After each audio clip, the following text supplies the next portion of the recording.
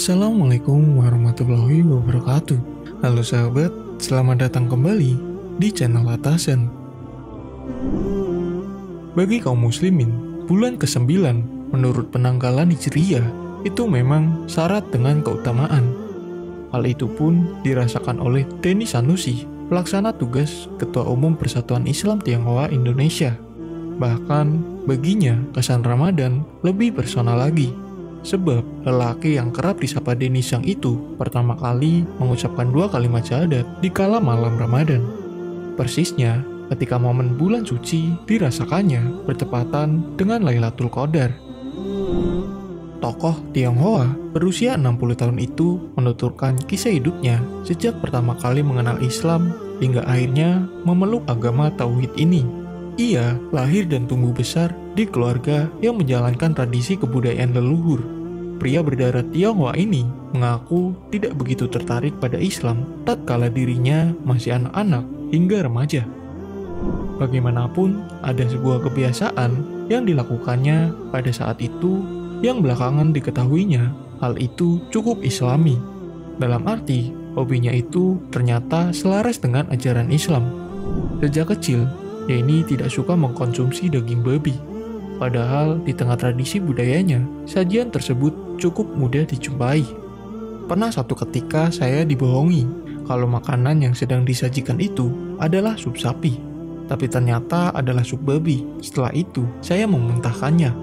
Sejak itu, keluarga saya tidak pernah memberikan saya makanan yang mengandung daging babi, tutur Denny Sang. Sayangnya, Denny kecil tumbuh bersama orang-orang terdekat yang menyimpan kecurigaan terhadap Islam. Kaum muslimin kerap diidentikan mereka sebagai orang terbelakang. Dalam penilaian simplistiknya, mayoritas orang Islam di Indonesia berasal dari kalangan ekonomi menengah ke bawah, dan bahkan image penganut agama ini terkesan sangat buruk. Hingga menapaki usia 20 tahun, Denny masih acuh tak acuh terhadap Islam.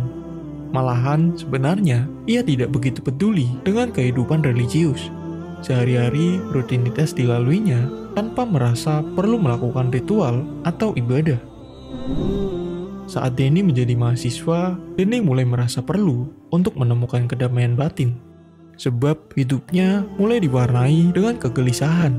Biasanya orang akan beralih pada agama untuk menemukan kedamaian. Namun Denny saat itu entah mengapa merasa sangat malas. Baginya, ritual apapun tidak membawa ketentraman hati. Memasuki semester keempat, ia memiliki semakin banyak teman, dan banyak diantaranya juga yang merupakan seorang muslim.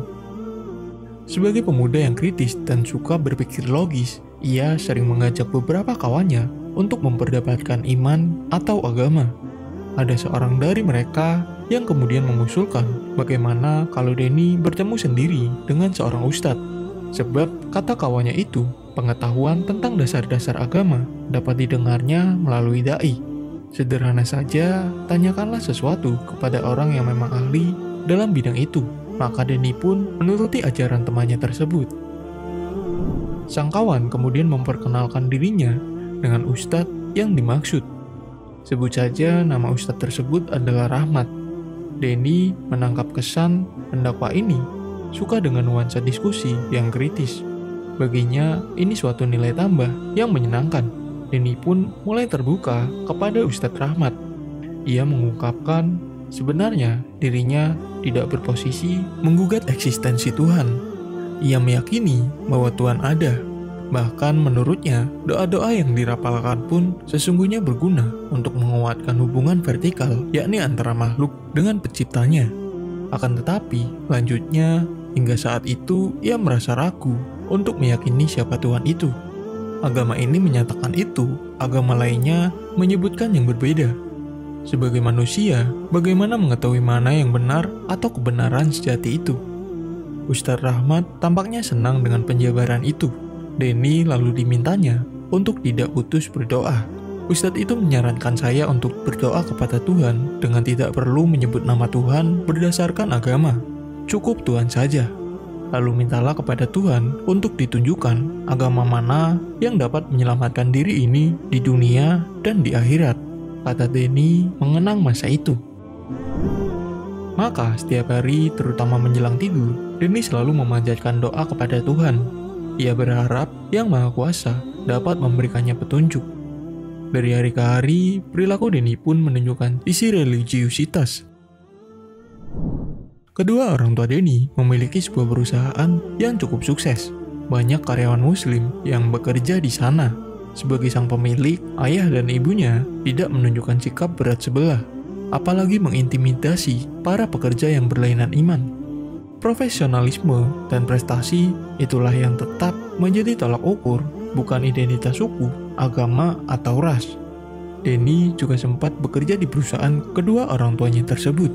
Waktu itu, ia sedang dalam proses mengenal Islam lebih dekat. Menurutnya, tidak cukup dengan hanya mengandalkan diskusi bersama Ustadz Rahmat. Perlu pula untuk mengetahui bagaimana orang-orang Islam mengamalkan agama ini. Maka, Denny sering memperhatikan bagaimana para pegawainya yang muslim menjalankan kepercayaannya. Misalnya, ketika suara dari musola berkumandang, yang belakangan diketahuinya sebagai azan, apakah ada di antara mereka yang meninggalkan pekerjaan untuk menunaikan ritual? Bahkan ketika Ramadan tiba, Denny bertindak lebih jauh lagi. Dia merasa percaya diri untuk ikut-ikutan berpuasa. Para pegawai mungkin mengira bos mereka hanya ikut acara-acara khas Ramadan, semisal buka puasa bareng atau berbagi kepada anak yatim di panti asuhan. Padahal, lelaki berdarah Tionghoa itu pun merasakan apa yang mereka rasakan, yakni menahan lapar dan dahaga sejak pagi hingga petang. Memasuki hari kelima bulan Ramadan, Denny merasakan pengalaman yang sukar dilupakannya, bahkan sampai hari ini. Malam itu, suara azan terdengar dari menara-menara masjid di dekat rumahnya. Kumandang itu terasa syahdu di telinga Denny. Tiba-tiba dari radio yang di setelnya berkumandang pula panggilan azan.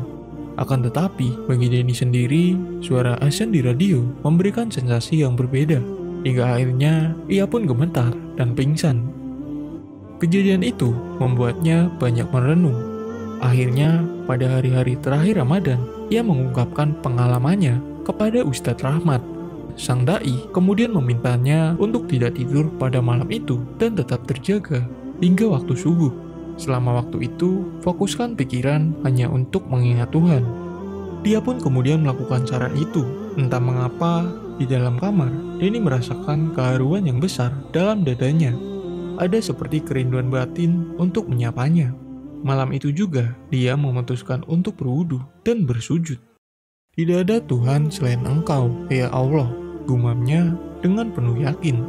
Keesokan harinya, Denny melaporkan apa yang sudah dialaminya dan dilakukannya tadi malam kepada Ustadz Rahmat.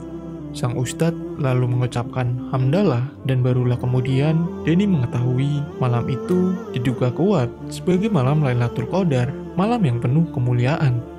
Sebabnya dugaan itu, momen tersebut bertepatan dengan malam 27 Ramadan. Dia ceritakan kisahnya kembali, tanpa meminta atau mengajaknya untuk memeluk Islam. Ustadz itu hanya memintanya untuk mencari tahu sendiri dan bertanya kepada nuraninya yang terdalam. Sebelum Idul Fitri, tekad Denny pun sudah bulat untuk menjadi muslim. Setelah lebaran, dia segera pergi ke rumah sunat untuk berkhitan. Beberapa hari kemudian, secara resmi, dia mengikuti proses syahadat yang disaksikan oleh para jamaah dan dibimbing oleh seorang ustadz.